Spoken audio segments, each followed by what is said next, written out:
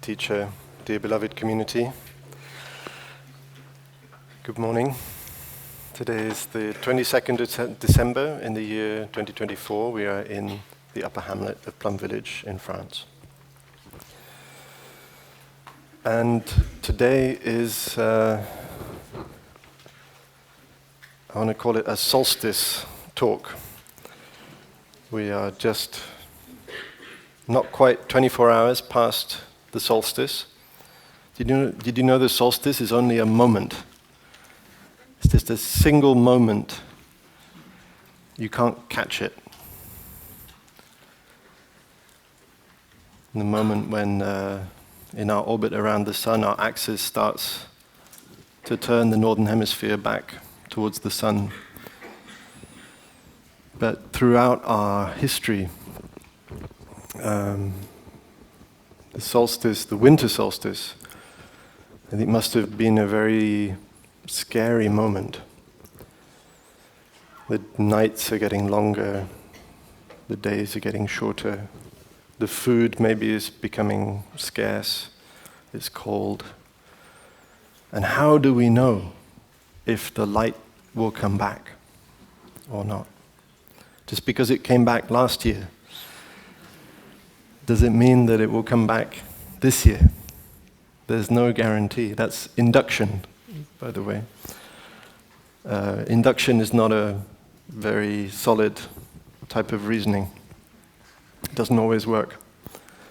Just because it happened last time, it might not happen again. So our ancestors used to do things to try to invite the sun to come back. One of the traditions, at least in Northern Europe, was to light big bonfires to try to strengthen the energy of the sun, to support the sun. It's very nice, it's kind. It's like, oh, the sun is having a hard time. Let's help. Maybe we can help. And maybe right now in the world, we do also have that question. Will the light come back? There are so many things happening in our world right now that are not easy to bear, maybe impossible for us to really feel, to allow ourselves to feel the tragedy, the loss, the pain. Just a few days ago, a man drove into a Christmas market in Magdeburg, in Germany. I think at least 5 people died, maybe hundreds injured, maybe dozens critically injured. And of course, there's the ongoing killing, the bombing, the killing of children in Gaza, in so many other places, the missiles dropping in Ukraine, all the other armed conflicts around the world, the hundreds, maybe thousands killed in Mayotte by hurricane. All of this is somehow in our hearts, right? It's in our present moment. We can't separate ourselves from it. And I think I want to acknowledge the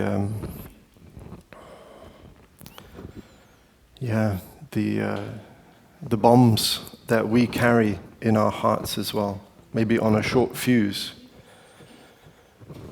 Like, I don't know in this room, but maybe if this talk goes online, on YouTube, sometimes there are people with a short fuse ready to comment if I say the wrong thing, or I don't say the right thing, the thing that they want me to say, or I don't say it in the right way, or in the right order. Yeah. So maybe our fuse has got too short. And I think if we want the light to come back, that we have to bring it back. That means we have to find it in ourselves. If we want peace, we have to find peace. I think somehow peace has to be the response, an active peace, a peace that we generate. And Christmas, the holiday season, whether we're Christian or whether we're just, coming together to hibernate and to be together, it is a season somehow to bring the family together, to be warm, to rest, to enjoy, to celebrate. But it's not easy to celebrate. Many of you have chosen to be in Plum Village for Christmas. It's an interesting choice. Not a lot of turkey going on here, or alcohol, or sitting, zoning out in front of the TV, watching stupid Christmas movies. But maybe that's why you're here. Maybe you want a different kind of Christmas.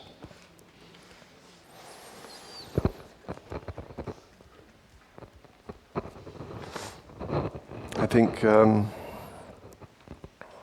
sometimes we wish for a Christmas miracle as well. I mean, Christmas, in the Christian sense, is the celebration of a miracle. Maybe we need another one. Maybe we need lots of miracles. So it's natural, I think, maybe to wish for something. I know as a child I used to wish for things at Christmas time. Maybe not the most noble things, like presents. It's normal. We kind of, in our culture, I wasn't raised particularly Christian. Christmas wasn't a spiritual thing in our family. It was mainly just a time for the family to get together and argue and get very stressed about making a very complicated meal. And then for the kids to go crazy about, the presents and anticipation. But there was a lot of joy. Sometimes, mostly. It's a mix, always a mix.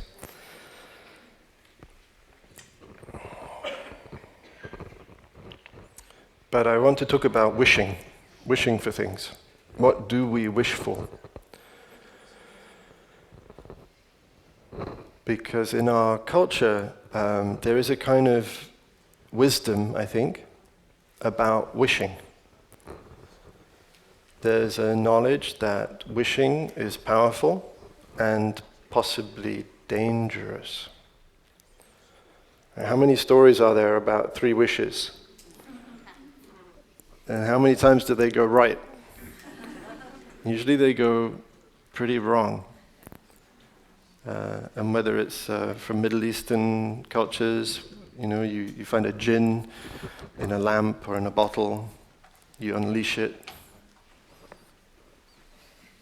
and it gives you what you want. But then do you really want it when you get it?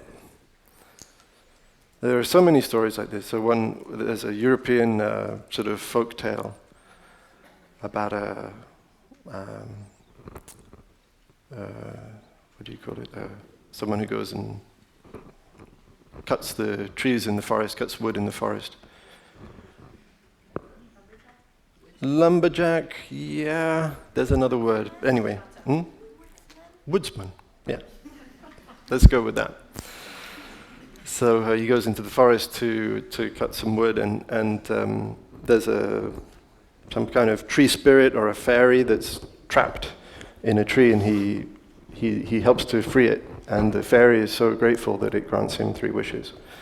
So he goes back to his wife, very excited. So we're going to have 3 wishes, and I think there's different versions of the story, but in one version, they're so hungry because they're very poor, they don't have enough food. So she immediately says, "Oh, I wish we could have sausages." And so immediately they get a string of sausages. Maybe vegan sausages. Maybe. It's an interesting question, actually. If you have magical sausages, do any animals suffer? Does an animal have to be harmed to create magical sausages? Maybe not. Maybe it's like lab-grown meat, it's like no animal suffering. So anyway, they get the sausages, but then the husband's very angry because he's like, "Oh, God, you could have wished for something so much bigger. Now we just got, a string of sausages. That's no good. I wish they were stuck to your nose." He's so annoyed, and then suddenly the sausages are stuck to the end of her nose. And then they realize there's only one wish left. It goes wrong so quickly. So then they wish for the sausages to be unstuck from her nose, and that's it, no more wishes. But at least they have sausages, vegan sausages. So, yeah, the consequences in that case are not too serious. But I think there is a warning. There's a warning that we should perhaps pay attention to. And I want to talk a little bit about something that has become, I think, quite popular in the last few years on social media, which is a kind of attitude, a way to think about spirituality, especially wishing. And it goes by a few different names, but sometimes it's called the law of attraction. Do you know what I mean if I say law of attraction? Yeah? Manifestation. Manifesting things. Yeah. So I was curious, where does this actually come from? So I didn't really go down the rabbit hole. This is about 5 minutes on Google, so okay. It's just to get a rough sense of where it comes from. So it seems to come from something in the early 19th century called the New Thought movement. And they claimed much older roots in sort of the Egyptian Gnostics, or all kinds of sort of connections to various kinds of older spiritual traditions. But the New Thought movement, I think the first person to write about it was Phineas Quimby. And then the first person to, I think, use the term the law of attraction was this person called Prentice Mulford. And then Madame Blavatsky later. And it goes like this. If you don't know what it is, basically it's the idea that you attract things that you have to resonate at the frequency of the thing that you want to attract, whatever that means. So there's some stuff about what frequency even means, which I question, because, anyway, that's another rabbit hole. Let's not go down that one. Okay, so in a sense, the idea is you can have what you want. And one of the so you might think like, okay, so it just means I have to wish for the thing I want and then I get it. But they say no, don't do that, because if you just do wishing, then what you get is wishing, right? You attract wishing, which is kind of lack. You attract not having the thing because you're wishing for it. So you have to act as if you already have it, and then you attract it. That's how it goes. At least that's the kind of Instagram, TikTok version, which is incredibly popular, by the way. If you haven't seen, it's absolutely all over the place. And I think a lot of people who are kind of on some kind of spiritual path, at some point, you see this, you're exposed to it, So there's a question, is it true? Maybe it is. So I want, for the purposes of this talk, let's just suppose that it is true. Right? I don't know. But let's suppose that it is. What if it was true? And what does it have to do with Buddhist practice, if anything?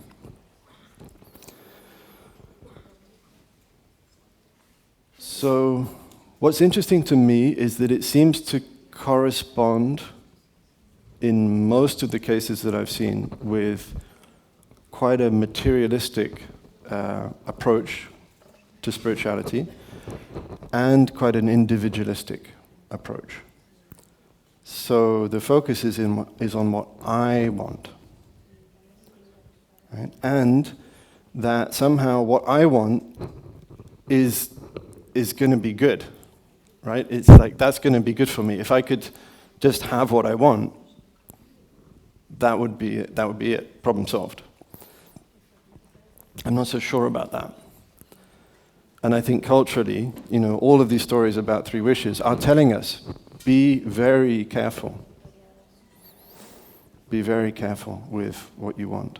There's actually a song that someone told me about yesterday. I was talking about what I was going to say in this talk, and there's a song called "Protect Me from What I Want." I listened to it. I found it a bit depressing, but anyway, it's a song, and there's some wisdom in it. Protect me from what I want. And if I think about so supposing that this is true, that we manifest our own reality, that we do, right? That's what we're doing. Then we have to ask ourselves, with all of this wishing and all of this manifestation, what have we manifested, actually? Let's suppose that, for those of us maybe who have done this or are doing it, maybe if you might have the house, the job, the bank balance, the partner, the number of followers, the lifestyle. But that's not all you have. Right? You also have the climate crisis. You have massive inequality. You have injustice. You have war. You have oppression. You have discrimination. And I think we have to be more honest about what we've manifested, because we've manifested all of that. Right? So when we manifest wealth, we may also manifest inequality. You manifest wealth, you also manifest extraction. Right? You manifest harm, pollution, exploitation, slavery even. So then we have to ask ourselves, is that what we want?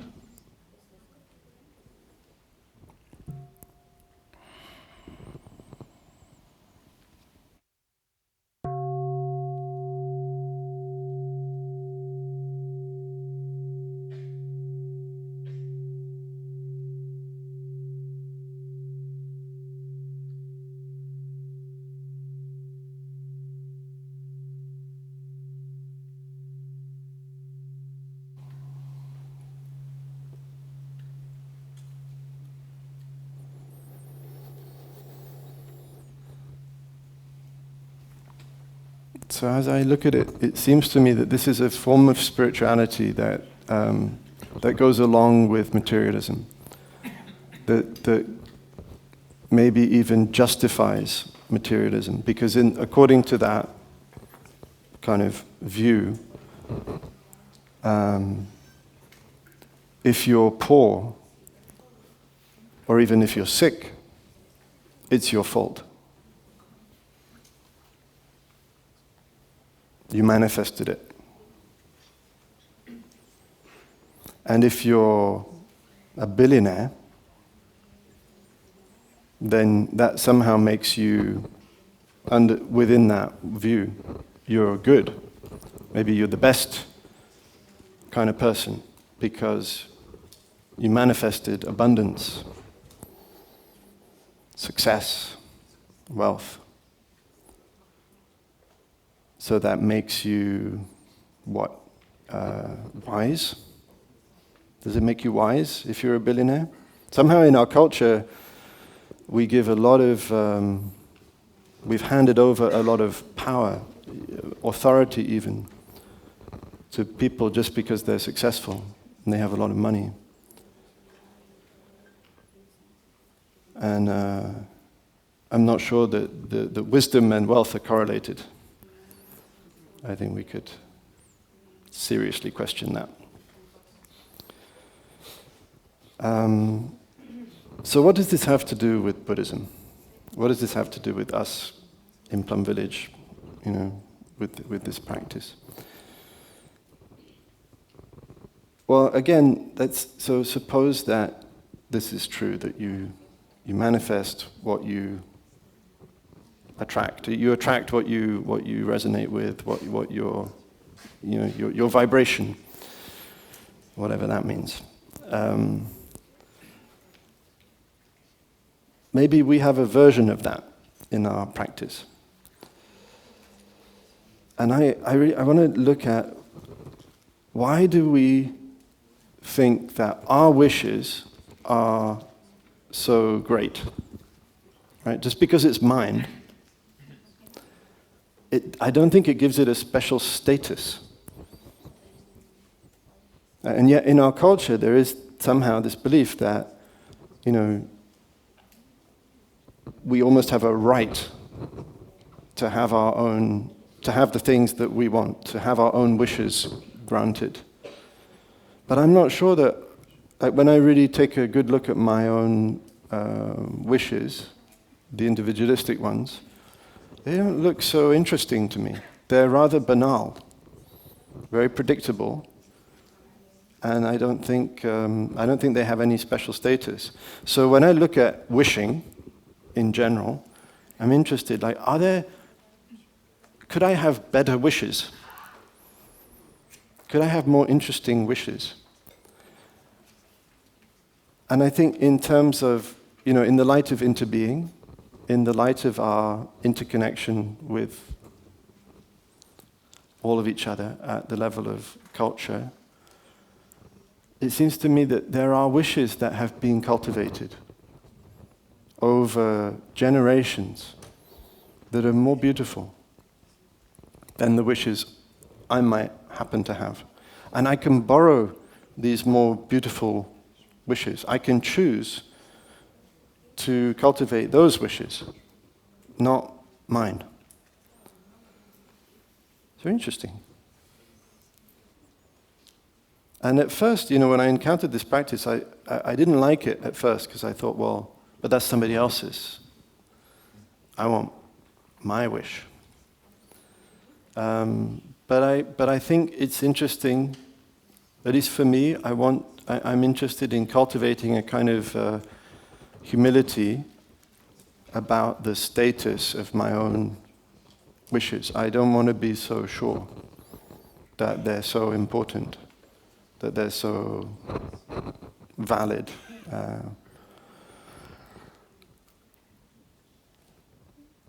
So in our tradition, we have a beautiful practice of what we call gathas. They're usually short poems, usually 4 lines, that we string throughout the day to remind us to live in a more awakened way, to help us to stay concentrated in the present moment, not to get lost, not to get dispersed. And in a lot of those different gathas, I found kind of wishes, or maybe even vows. Interesting to talk about a vow. I feel like in our modern times we don't make a lot of vows. And maybe, at least for me, when I first came to Plum Village, I was very confused about what a vow was, or I was kind of skeptical, I see a lot of broken promises, broken marriages, So what is a vow? Who makes a vow? Why would you make a vow? But in Plum Village, it's our practice. So I had to, again, I had to humble myself and kind of learn and see, like, okay, what does this mean? What does it mean for me?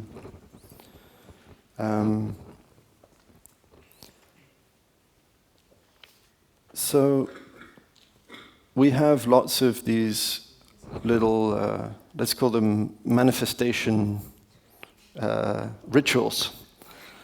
Okay, to be, let's see if we can borrow that language. So in principle, as a Plum Village practitioner, when you wake up in the morning, the first thing you do, you become aware of your in-breath and out-breath, and you recite this little poem. So you may like to write it down. If you don't know it already, you may like to memorize it. You may even like to stick it on the ceiling above your bed, so it's the first thing you see, or on your wall. It's very nice. It goes like this. Waking up this morning. With the first line, you say it mentally and you take an in-breath. Waking up this morning, I smile. But then you actually have to smile. It's not enough just to say it. So you see, we're not wishing for something we don't have. See? You're manifesting it right there and then. It's not like I hope to smile in the future. No, I'm going to smile now. I'm going to attract smiling. Yes, why not?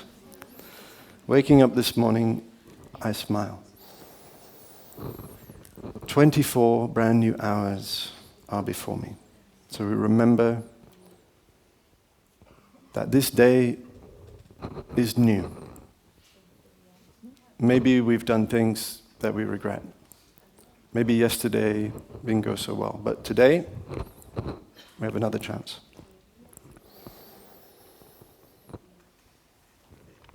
I vow to live fully each moment. It's the next in-breath. And that also isn't really a wish. It's a vow. Right? I'm not hoping for it in the future. I'm going to do it now. I vow to live fully each moment. That means I have to be doing it now. And to look at all beings with the eyes of compassion. Isn't that a beautiful thing to wish or to vow?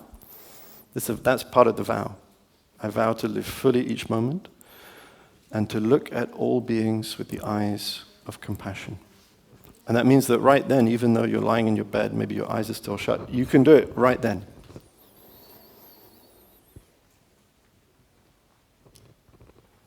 And so I try to sort of visualize the people I'm in touch with, especially anybody there might be a little bit of tension in the relationship or a little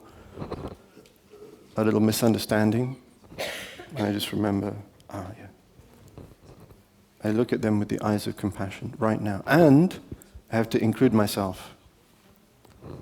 That's the hard bit. Yeah, really hard. But that's the practice. And the first line, waking up this morning, I smile. Waking up to what? So I wake up to the present moment, my present moment, which is my body, my feelings. There may be some tension, there may be some discomfort, there may be some maybe you wake up not always in a good mood, but that's the present moment. I wake up to that reality and I choose my response. My response is to smile. It's not a fake smile, not a commercial smile. A smile, a tender smile, a smile of embracing what is there. I wake up not only to my immediate present moment of my body, my feelings, my thinking right there. I try to wake up to the suffering in the world. Not to forget, not to ignore. And I can include that. That's part of my present moment. It is part of my present moment. It's part of all of our present moment. It is in our hearts, whether we like it or not. So I want to wake up to it. I want to acknowledge it. The human suffering and the more than human suffering. The suffering of the forests, the rivers, the oceans, the planet herself. That's part of my present moment, and I choose to smile.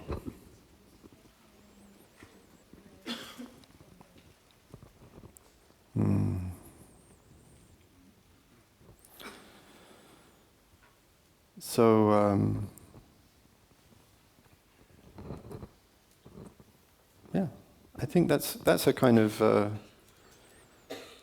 application of the law of attraction, right? Of manifesting. I manifest a compassionate response to suffering in me and around me.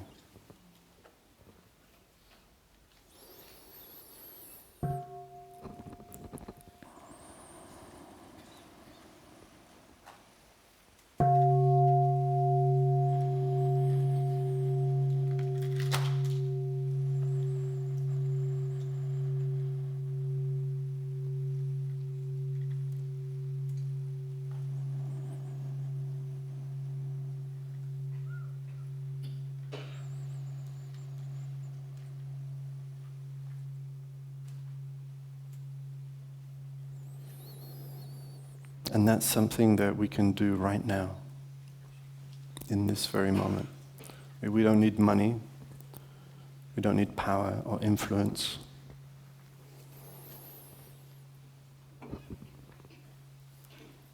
We can smile, knowing what we know, in touch with what we are in touch with. We can choose to respond with compassion, with tenderness, with love.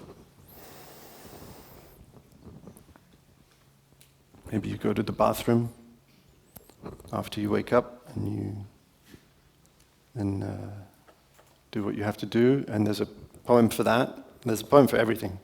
It's great. You can string them throughout the whole day. There's one for washing your hands, which goes like this. Water, so you've opened the tap. Water flows over these hands. May I use them skillfully to preserve our precious planet. So you're just washing your hands, but you're using your time well. So you're choosing to use that moment to water the seed in your heart, in your consciousness of care, of caring for life, of caring for the whole planet.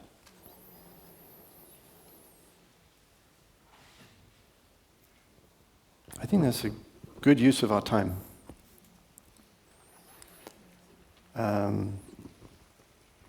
Because, the seeds in our consciousness are getting watered by so many different things as we consume different types of media through the day. And so many different kinds of intention or volition or aspiration are getting watered in us. Maybe wishing for success of various kinds, for security, for wealth, for comfort. Also seeds of fear, of anger, of rage, of despair, of overwhelm. All of these things are getting watered in our consciousness. So we have to find a way, an active response to that. And I think this is a really beautiful way to do that. Because it's not enough just to wish it once. It has to become a habit. And the beautiful thing about this practice is that we can do it every day, many times a day. And every time we do, those seeds of our more beautiful nature are getting stronger.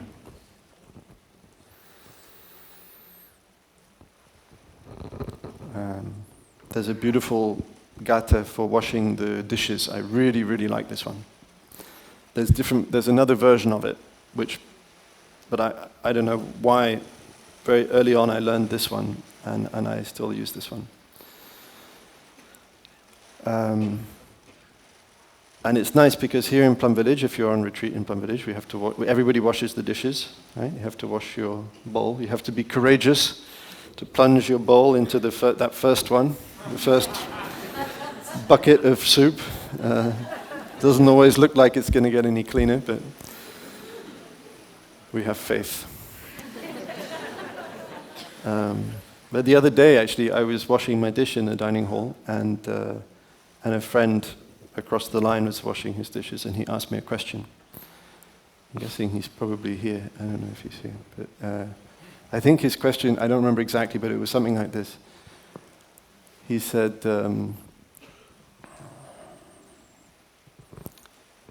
can you sum up the secret of Zen in one line?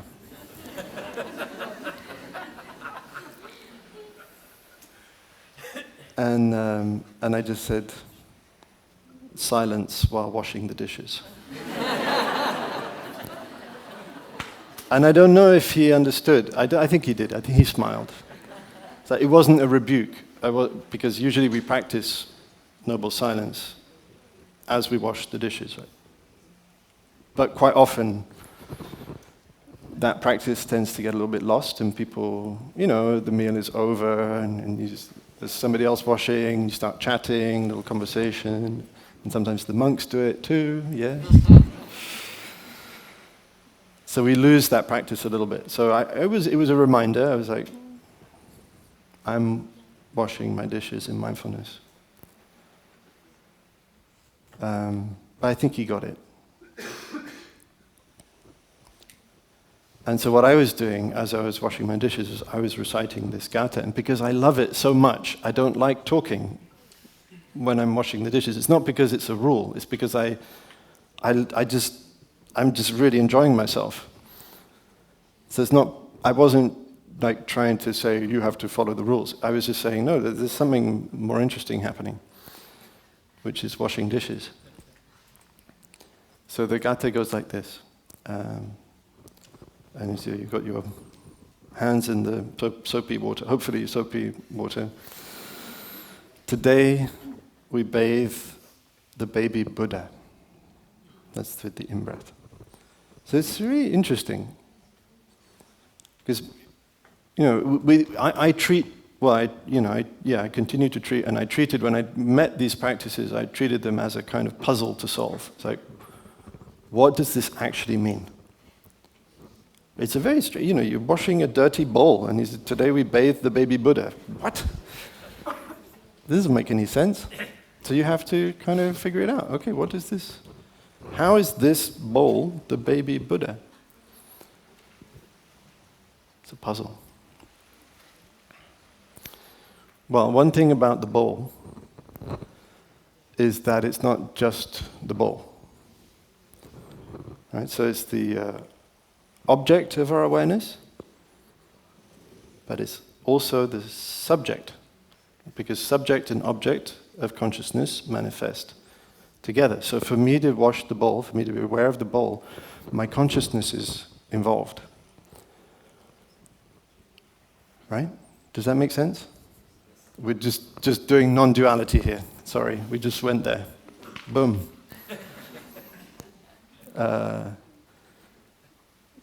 So the bowl is manifesting in consciousness, right?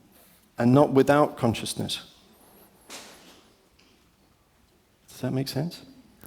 Yeah, kind of. So I'm in the bowl. The bowl is in me. And the bowl is also a manifestation of the present moment. And in that co-manifestation of bowl and consciousness is the possibility of awakening. The baby Buddha. So we don't underestimate what we might ordinarily think of as physical objects, just, mere matter. We have a very derogatory attitude in our culture towards matter, stuff. We think it doesn't matter. Very strange. We treat it like it doesn't matter. We treat it like we know what it is, first of all. Right? That's a solved problem. Oh yeah, matter is just atoms, protons, neutrons, electrons, maybe quarks, gluons, all that other stuff. We've solved that. We know what it is. It's inert, it's dead, meaningless, doesn't matter. Doesn't feel, it's indifferent, so I can smash it on the ground, doesn't matter. Doesn't matter how I treat it. Maybe I should listen to a podcast while I'm washing the dishes, or turn on Netflix, or have a conversation, because it doesn't matter. It doesn't make any difference to the bowl. Right? Well, I'm not so sure. I want to be less sure. I think being less sure is a good idea in general, and in particular, it's a good idea in this situation because we could be wrong. We could be very, very wrong. I think actually we don't know what it is. We don't really know what the present moment is. It's a mystery, the most profound mystery, and it's happening right now, all the time. And it's beautiful. And in the heart of that mystery of the present moment is the possibility of awakening. Awakening to the wonder. And who knows, this bowl, could also, maybe it's not exactly inert in the way that I think it is. I think now our bowls are kind of mass-produced in factories and so on, but if you look at, handmade, ancient, tea bowls from Japan, I'm not so sure that they're dead. They look more alive, and they have life. I think everything has life in it, to one degree or another. And maybe if I really bring all of my care, as if I'm bathing a baby, and not just any baby, but the baby Buddha. Wow. So you actually have to imagine, what if I was bathing the baby Buddha? My goodness, I would be pretty careful. I don't want to mess that up. I don't want to get that wrong. Because it matters. It's important. Wow. Think of the consequences. Oh, wow. So you really take care, you bring all your tenderness. And what's that doing? It's watering the seeds of tenderness and care and love in you in that very moment. So it's a good use of your time. Because those are the things that we want. I believe that's what we really want. We want love. And so we have to manifest love. Love with everything. We want care. We want consideration. We want respect. So we have to manifest care and consideration and respect, even for a bowl or a spoon. That's just the first line, right? Today we bathe the baby Buddha in breath. So much happiness comes from awakened understanding. So with that out-breath, I have to hopefully I've remembered, and I've done it really authentically, the first line, so actually I'm already happy, and I'm just recognizing, oh yeah, This is where I get my happiness. My happiness comes from understanding. And it's free. At any time, any moment, you can have it. So much happiness comes from awakened understanding. And it does. It really does.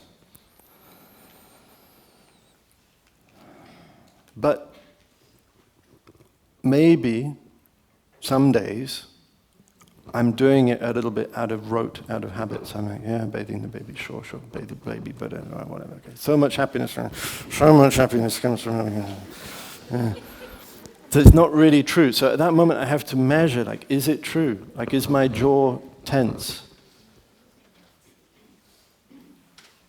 It's an invitation with and in spite of everything I might be dealing with. I'm still committed to find happiness, to manifest it, to accompany all of the challenges and all of the difficulties and all of the suffering. So it's not denial of the challenge or the difficulty. It's a response. It's a way to respond. And then the third line with the in-breath, we have drifted a long time in the three realms. So when I encountered that, I was like, 3 realms, what are the 3 realms? Okay, I got to figure this out, solve the puzzle. Luckily, there's a footnote in most of the little books and the commentary, and it says the 3 realms are the desire realm, the form realm, and the formless realm. And I'm like, wow, how does that help? Now I'm just even more confused. Okay, we've drifted for a long time in the 3 realms. I'm like, desire realm, yep, check. Yeah, I've drifted in the desire realm for a long time, sure. Maybe not just this lifetime. My ancestors, many lifetimes. My whole society drifting in the desire realm. And the form realm, and the formless realm. Well, I'm not completely sure that I know what that even means, but I think it's a warning about the addiction to states of meditative concentration, potentially. So that's another rabbit hole. For most purposes, the desire realm is enough. So it's a reminder, and sometimes I use it as a check-in for myself. It's like, is it true? In the last few moments, what desire was pulling me or pushing me out of the present moment? And there's always something. Even if it's the desire for a cup of tea after washing the dishes.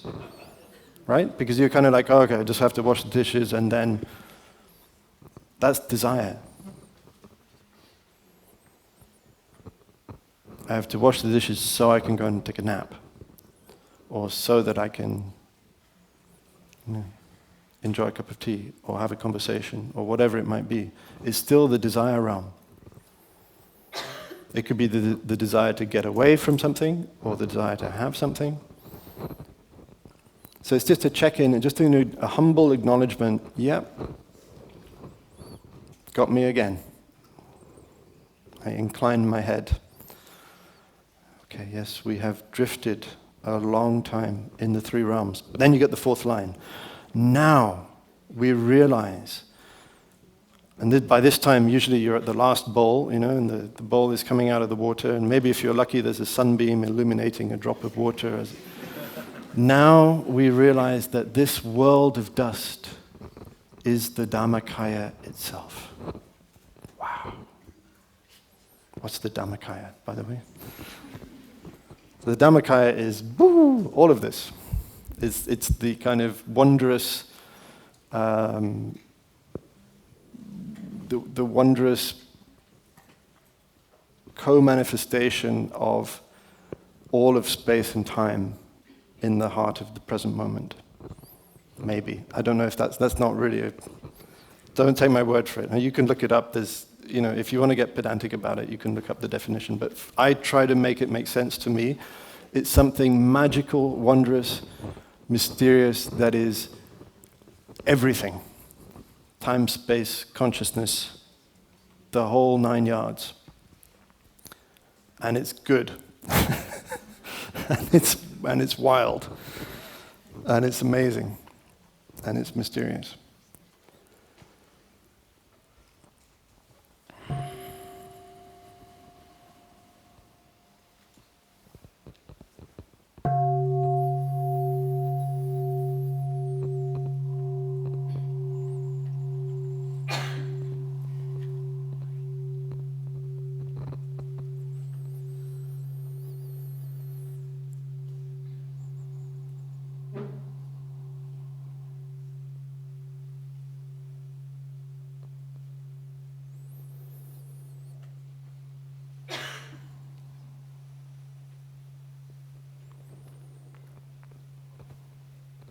So a lot can happen, between the first bowl and the last.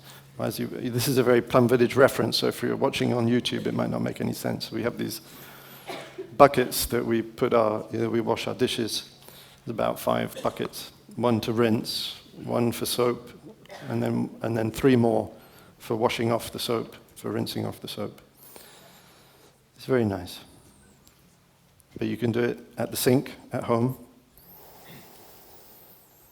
And it's just an invitation to make that jump, to bridge the apparently mundane act of washing a bowl, standing at the sink, of doing a chore, to jump from that to the wonder of the present moment, which is available.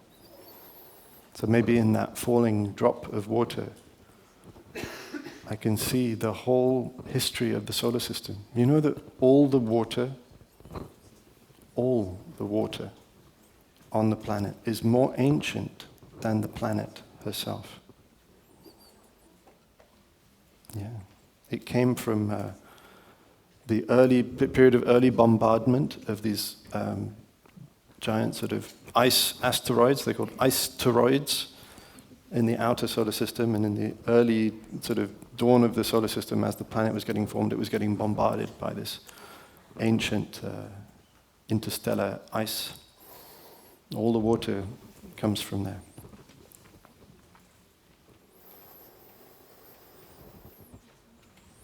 So water is also, connects us to the whole of space and time, the whole cosmos, the history of the whole cosmos. And yet we treat it like it's nothing special.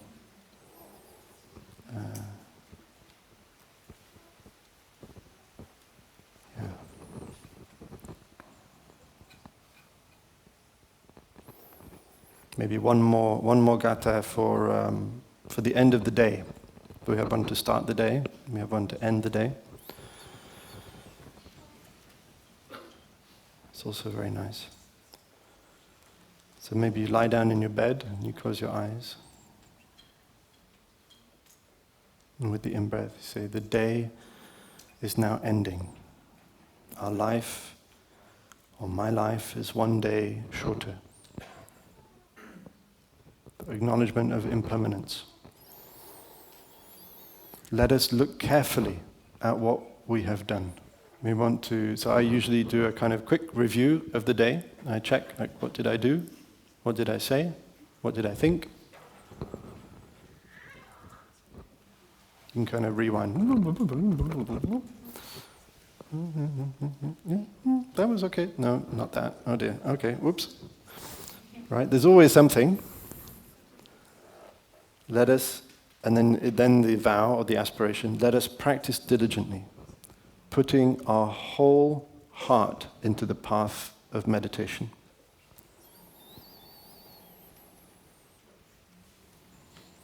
And again, it's a present moment manifesting. So in that moment, I bring my whole heart to my sincere intention to practice with diligence. Put my whole heart into the path of meditation.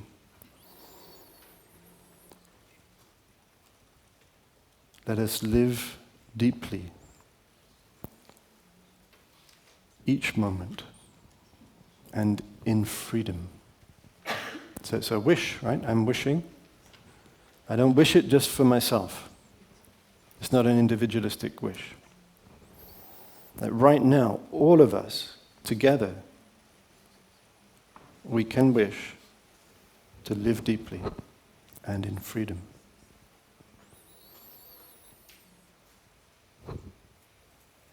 And look, we manifested it. So easy. Here we are, living deeply and in freedom. And we wish it for ourselves, we wish it for others. We can be very generous with our wishes, not individualistic. I think as a general rule, it's probably safer to wish things for others than to wish things for ourselves. And that's really is part of our practice. At the end of any practice session, when we join our palms and bow, in principle, what we're doing, if it's not just an empty gesture, is we are sharing the merit. We're offering up anything good that came from that session of practice. If I touched a moment of peace, of well-being, of stillness, maybe of concentration, maybe insight, I don't want to keep it for myself. I want to give it away. And in that moment, I bring to mind my parents, my gratitude for them, what I want to offer them, my teachers, my love and gratitude for my teacher, for all my teachers, for my friends, all those who have supported me in the good times as well as the hard times. I want to offer them everything, and for all beings. So in just a moment, you can connect with your genetic ancestors, your spiritual ancestors, your friends and beloved ones, and then all beings, the whole planet, maybe beyond the planet.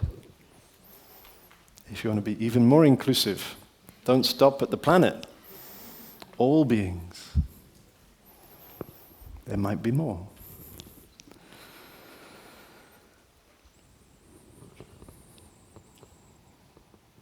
Yeah, so the last line of the gatha, sorry, I kind of interrupted myself in the middle of the gatha for ending the day. Let us live deeply each moment and in freedom, so that time doesn't slip away meaninglessly. I really hold that wish in my heart. To live deeply, to live well, to live generously. And for time not to slip away meaninglessly. And in that wish is the recognition that I have wasted a lot of my time. I have. There's an acknowledgement of that regret, of that suffering, and I make the determination to stop. Not to lose my life in dispersion and distraction.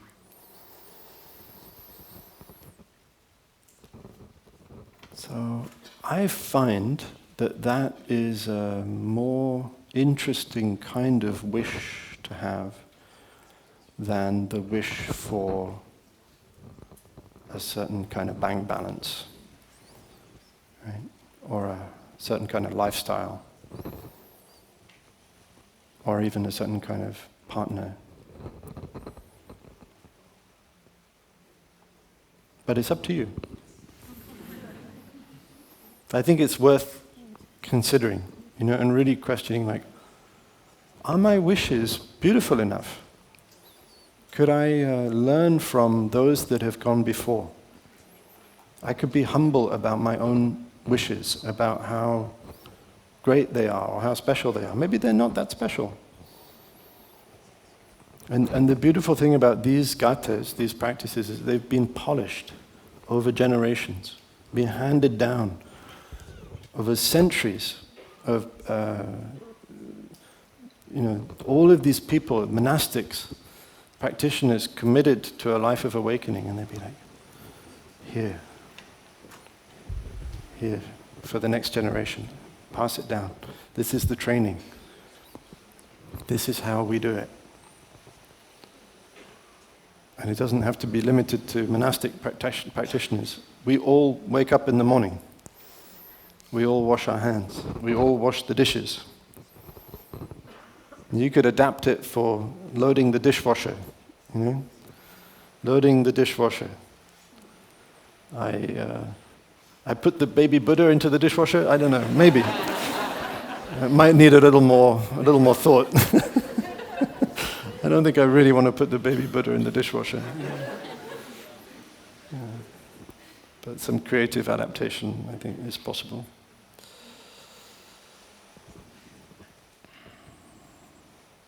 So let's pay attention to the warning that our ancestors have left us about the danger of our wishes, of how often our wishes go wrong.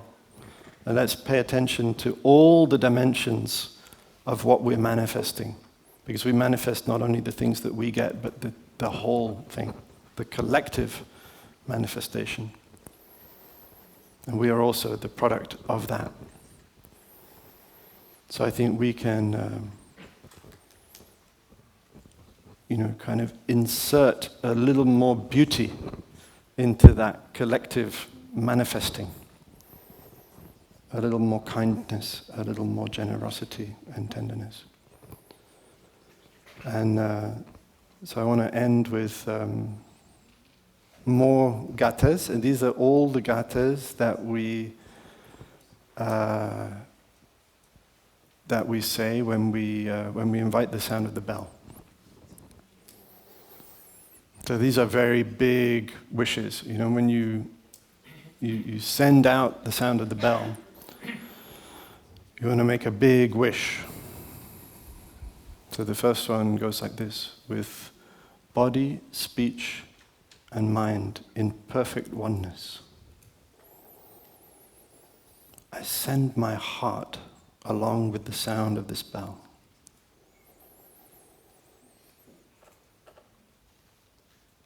May all those who hear it awaken from ignorance and transcend the path of anxiety and sorrow.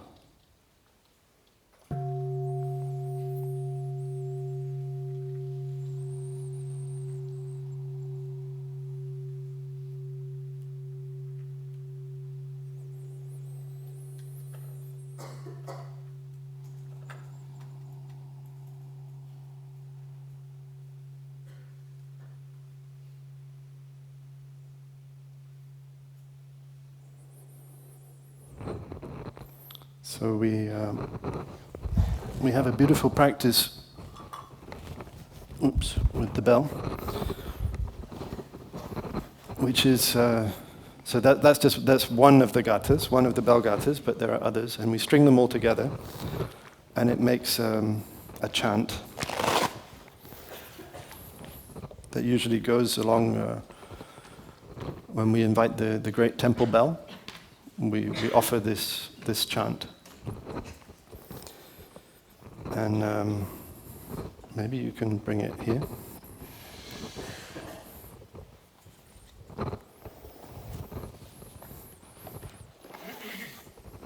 We'll see what happens. This is an experiment. I've never done this before, so it could very well go wrong.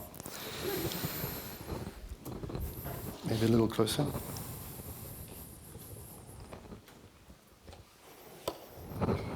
Little sound check. Do you know up here. I think. Can you bring it up here? Yeah.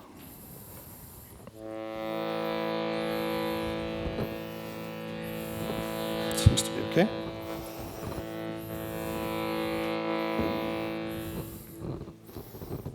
Mm-hmm.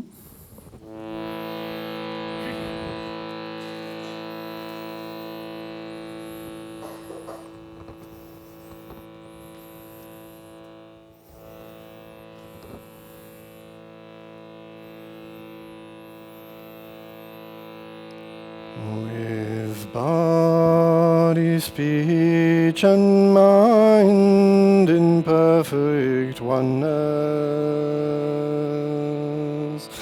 I send my heart along with the sound of this bell.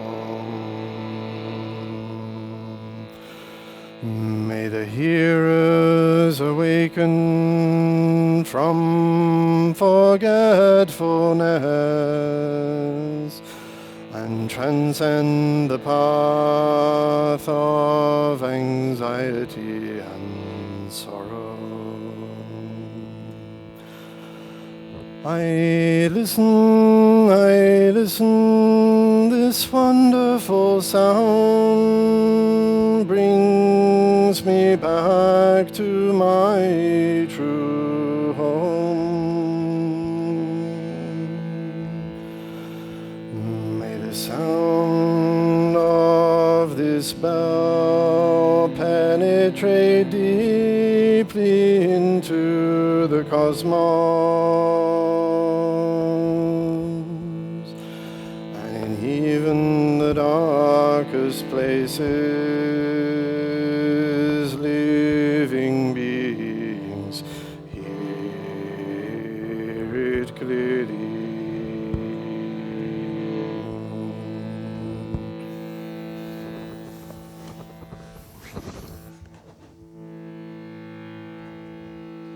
So that understanding lights up their hearts, and without hardship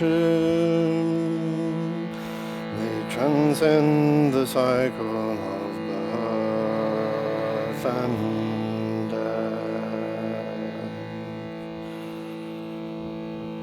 Listening to the bell, I feel my afflictions begin to dissolve.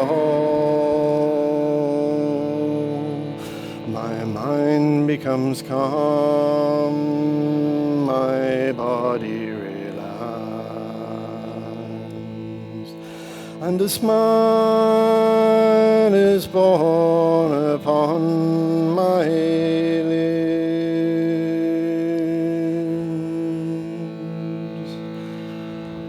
Following the sound of the bell, my breath guides me back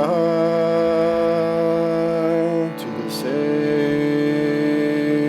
island of mindfulness.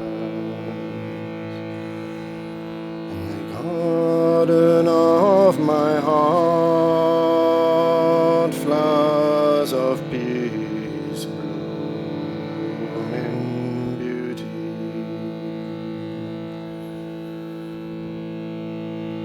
The universal Dharma door is already open. The sound of the rising tide is clear, and the miracle occurs. A beautiful child is born in the heart of a lotus flower, a single drop of this compassionate nectar is enough to bring back the spring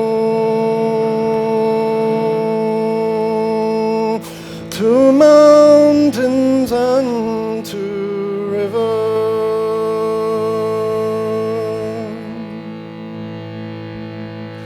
Namo Avalokiteshvaraya. Namo Avalokiteshvaraya. Namo